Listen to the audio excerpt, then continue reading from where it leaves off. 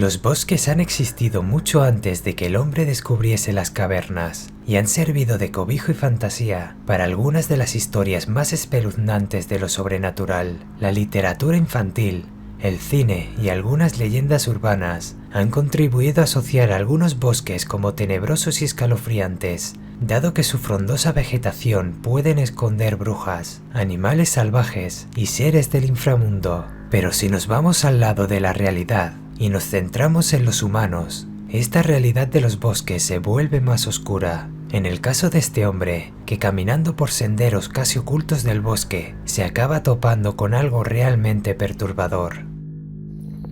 Okay, we're deep in the woods.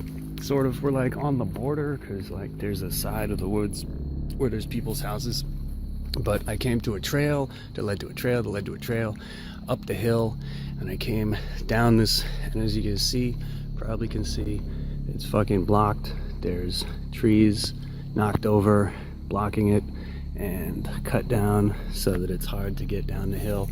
But I saw what looked like a fire pit, and since I've already found one back the way I came, and it was just made by neighborhood kids, and when I was there I met one of the kids that rides a dirt bike in here, and he was probably like in his 20s. I don't know if he was like a kid, but the point is I thought this might be something similar. So I come down the fucking hill. And remember, we're still in the woods. We're still in the fucking woods, right? I don't know what this is. Do you see the fucking trees? Look at the white shit, okay? I was like, okay, these are probably no trespassing signs, or maybe it's something for the wildlife or something. And look, we're...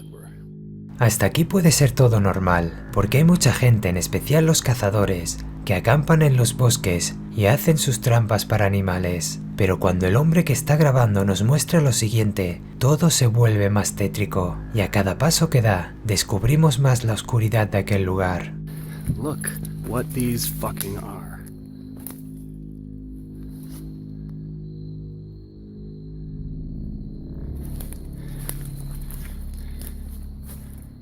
What the fuck is going on in here? And this isn't like woods I've never been to. Like, I've been here before. I've been here a lot. I've been here so much, I've actually been to the hospital getting stitches because of some of the adventures that I've had. That's beside the point. These are all different fucking people. And they're all just... This is Utah, Florida. They're all different. They're all fucking different. Every single one. This one's from Georgia. And look at this shit. Like, look where the fuck we are. Who the fuck does something like this? What's this? This is some kind of oil filter, I think. Old as fuck.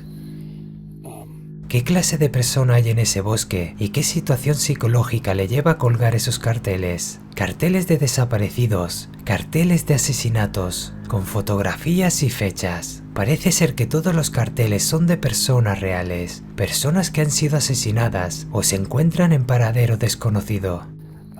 Jesus fuck, like look not only how many there are and the fact that we're in here, but the fucking trouble that somebody went through. Like, who the fuck is gonna... Jesus fuck. Sorry. Spiderwebs. Or not, this is a dude. It's a dude, 26. Last seen August 5th. There's no year. LAPD. Know anything about this fucking fire pit. Somebody clearly went to a lot of trouble to make the fire pit. You gotta understand, if that is somebody's property, and I'm pretty sure that it is, considering you can hear the traffic coming from that direction, considering this is the side of the woods where people's property be at, and considering that's some shit. Fuck. Like, this is bad. I do not have a gun. All I got is this, which incidentally was my birthday present to myself. This is the Kabar bacon maker, which is just perfect. But I mean, what am I gonna do against a guy with a gun? You know what I mean?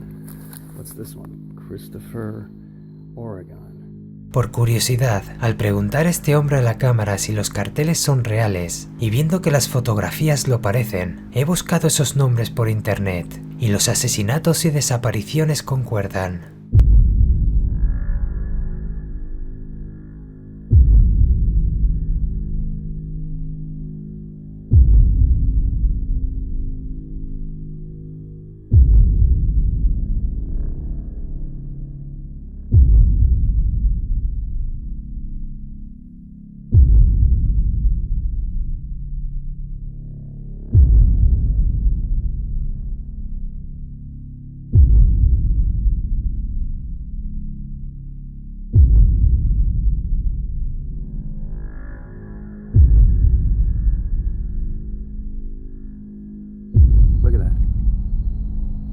These are just the ones that I've gone and close up that I did close-ups of so far. Look at this, what the fuck is this?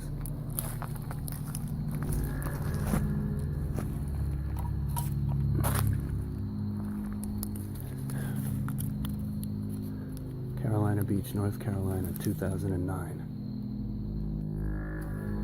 Look over there. You see that shit? The orange thing on the tree. It's a drop light. Or this. Holy shit, I just realized what I'm looking at. The video's not doing it justice, but this bundle of sticks, they're lashed together. That's a cage of some kind, or a hut, or a lean-to or something. And over here in the middle of the fire pit, that's a shovel.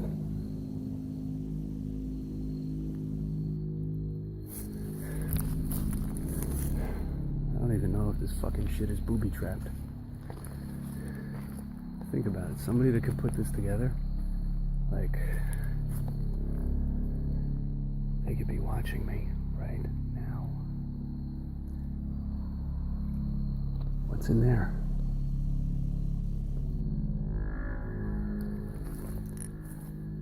Years old, Santa Ana, California, missing 2006.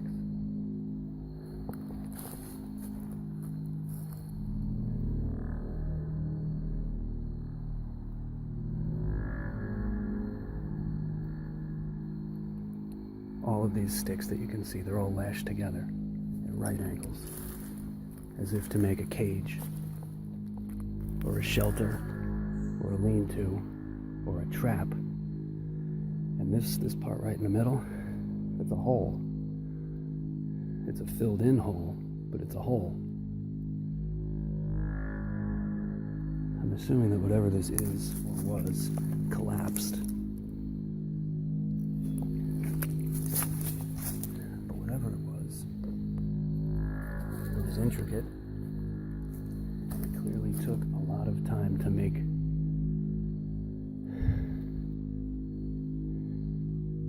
Somebody worked pretty hard on this. What's this one? Stacy Peterson, 23 years old, missing from Illinois, 2007. Oh shit, I heard voices. We have to get the fuck out of here.